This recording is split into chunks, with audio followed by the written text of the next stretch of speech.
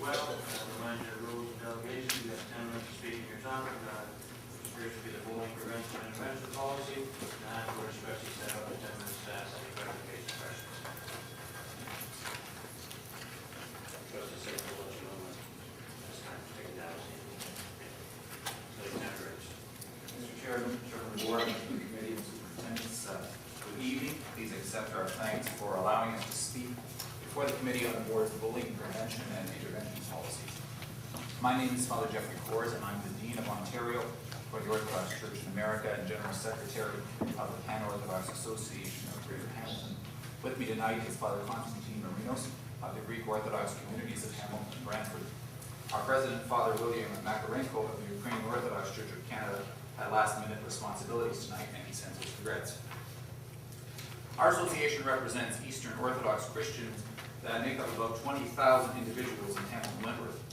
Orthodox Christian communities across Ontario draw our members from a wide variety of cultural and linguistic groups, from Greece to Russia, North and Central Africa, the Middle East, Ukraine, Serbia, Romania, and the Far East, as well as a wide variety of others.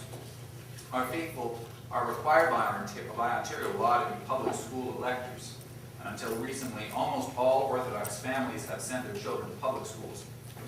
Our association first addressed this board in June of 2007, when the board was moving ahead with the sexual orientation strand of the equity policy. At that time, the board subcommittee received over 30 delegations regarding their approach to that equity policy. Almost 90% of those presentations raised concerns that the board's approach would be a direct attack on the freedom of belief of faith groups throughout the city. Despite dozens of recommended changes intended to protect students from traditional faith groups from attack under the policy, the board ignored all these constructive initiatives and made zero changes to the equity policy which they passed. Since that time, significant research has been done into the question of violence and bullying in Canada. As you'll see on your page 6.2 of our report, Statistics Canada reported that the number of hate-motivated attacks rose 42% in 2009, on top of a staggering 35% increase the previous year.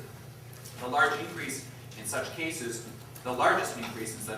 was in hate-motivated attacks against traditional religious groups, which increased 55% over 2 years. As you know, this board pioneered anti-bullying initiatives arising out of its equity policy as far back as 2007, long before Ontario's Bill 13.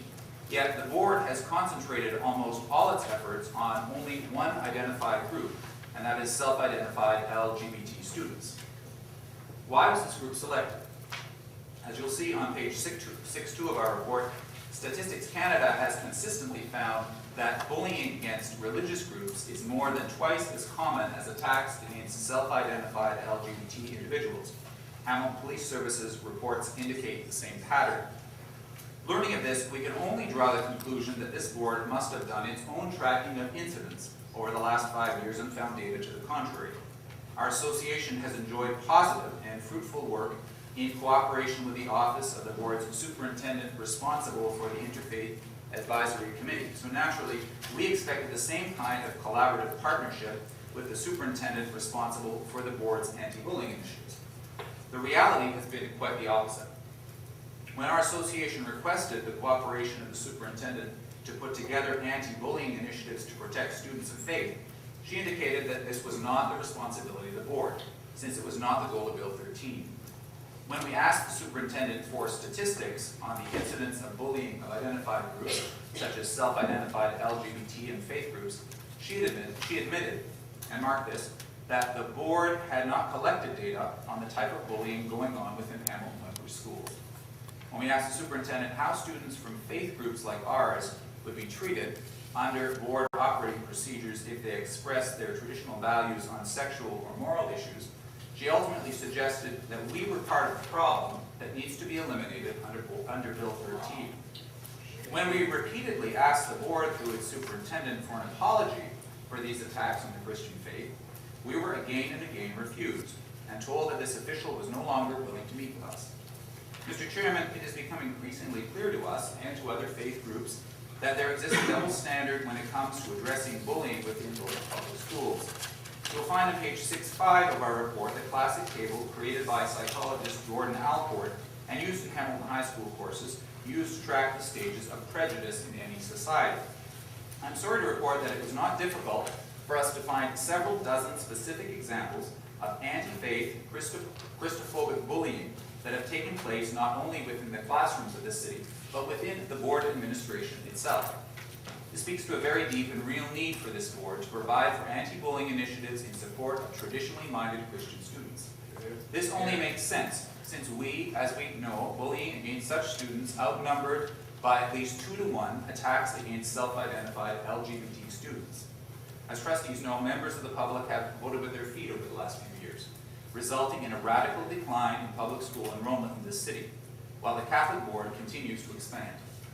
While this is certainly not entirely the reason for the board's approach, this is certainly not entirely the result of the board's approach to religious freedom, we are aware of several hundred families who have made their move out of the public schools in response to this particular issue. As public school electors, the Orthodox Christians of this community desire to work constructively with the board to develop and implement an anti-Christophobic bullying initiative that grants traditionally minded students the same protections as others. To this end, as you will see on page 6.3, we offer a number of recommendations to the board in order to make this a reality. Firstly, we recommend that GSA clubs in board schools operate according to the same guiding principles required of religious clubs.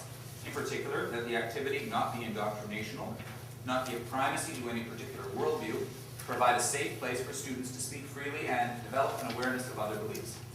Secondly, we recommend that such clubs function according to the same operating procedures required of religious clubs, requiring parental permission for students under 18, approved agendas, police checks for outside adult participants, charitable status for all sponsoring organizations, ensuring that a variety of worldviews be represented as outlined in board policy number 7.19. Thirdly, we recommend that the board compile statistics on bullying, indicating the specific type of incidents occurring, and that an annual summary be provided to the board each year. Fourthly, we recommend that the board appoint an ombudsman committee to deal with appeals of staff decisions related to board policies dealing with discrimination, including the bullying policy, the religious accommodation policy, and the equity policy.